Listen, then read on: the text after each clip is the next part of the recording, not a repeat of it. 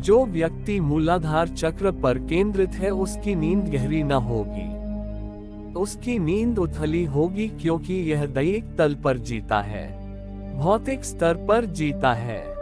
मैं इन चक्रों की व्याख्या इस प्रकार भी कर सकता हूँ। प्रथम भौतिक मूलाधार, दूसरा प्राणाधार स्वाधिष्ठान, तीसरा काम या विद्युत केंद्र मणिपुर, चौथा नैतिक अथवा सौंदर्यपरक अनाहत, पांचवा धार्मिक विशुद्ध, छठा आध्यात्मिक आज्ञा, सातवां दिव्य सहस्त्रार।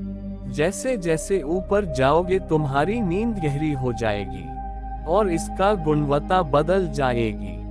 जो व्यक्ति भोजन ग्रसित है और केवल खाने के लिए जीता है, उसकी नींद बेचैन रहेगी, उसकी नींद शांत न होगी, उसमें संगीत न होगा, उसकी नींद एक दुख स्वप्न होगी।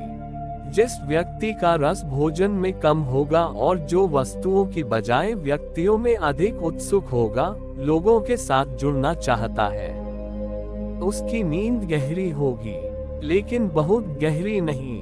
निम्नतर क्षेत्र में कामुक व्यक्ति की नींद सर्वाधिक गहरी होगी। यही कारण है कि सेक्स का लगभग ट्रैंक्विलाइजर नशे की तरह उपयोग किया जाता है। यदि तुम सो नहीं पा रहे हो तो और तुम संभोग में उतरते हो तो शीघ्र ही तुम्हें नींद आ जाएगी। संभोग तुम्हें तनाव मुक्त करता है।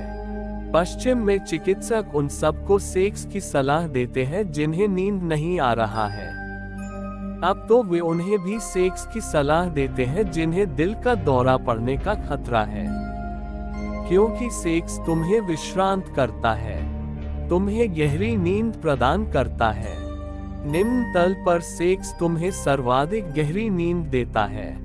जब तुम और ऊपर की ओर जाते हो चौथे अनाहत चक्र पर, तो नींद अत्यंत निष्कम, शांत, पावन व परिष्कृत हो जाती है।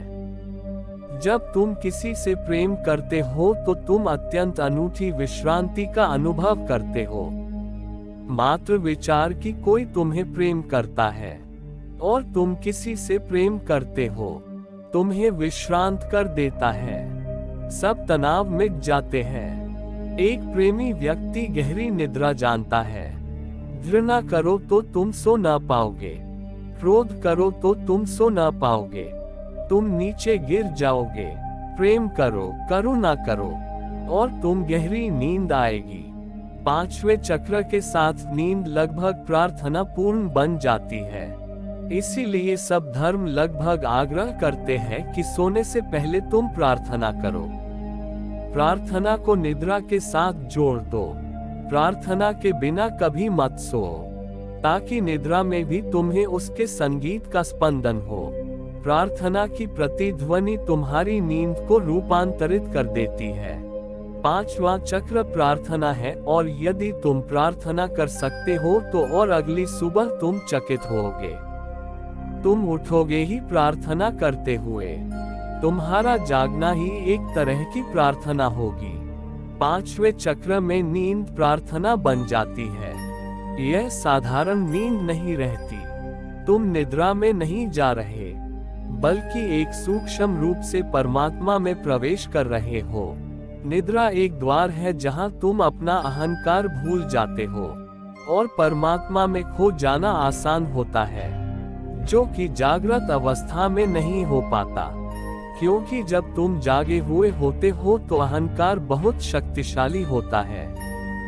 जब तुम गहरी निद्रावस्था में प्रवेश कर जाते हो, तुम्हारी आरोग्यता प्रदान करने वाली शक्तियों की क्षमता सर्वाधिक होती है। इसीलिए चिकित्सक का कहना है कि यदि कोई व्यक्ति बीमार है और सो नहीं पाता तो उसके ठीक होने की संभावना कम हो जाती है, क्योंकि आरोग्यता भीतर से आती है।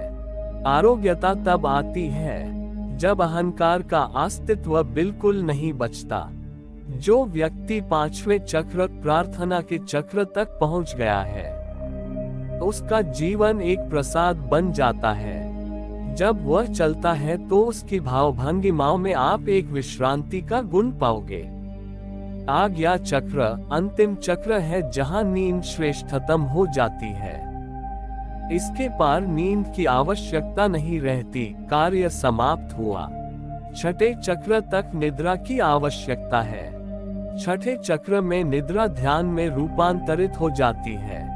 प्रार्थना पूर्ण ही नहीं, ध्यान पूर्ण, क्योंकि प्रार्थना में द्वैत है, मैं और तुम, भक्त और भगवान।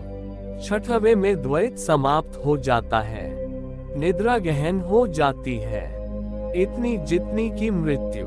वास्तव में मृत्यु और कुछ नहीं बल्कि एक गहरी नींद है, और कुछ नहीं बल्कि एक क्षुद्र मृत्यु है। छठे चक्र के साथ नींद अंतस की गहराई तक प्रवेश हो जाती है और कार्य समाप्त हो जाता है। जब तुम छठे से सातवें तक पहुंचते हो तो निद्रा की आवश्यकता नहीं रहती, तुम द्वैत के पार चले गए हो, तब तुम कभी थकते ही नहीं, इसलिए निद्रा की आवश्यकता नहीं रहती है। यह सातवीं अवस्था विशुद्ध जागरण की अवस्था है।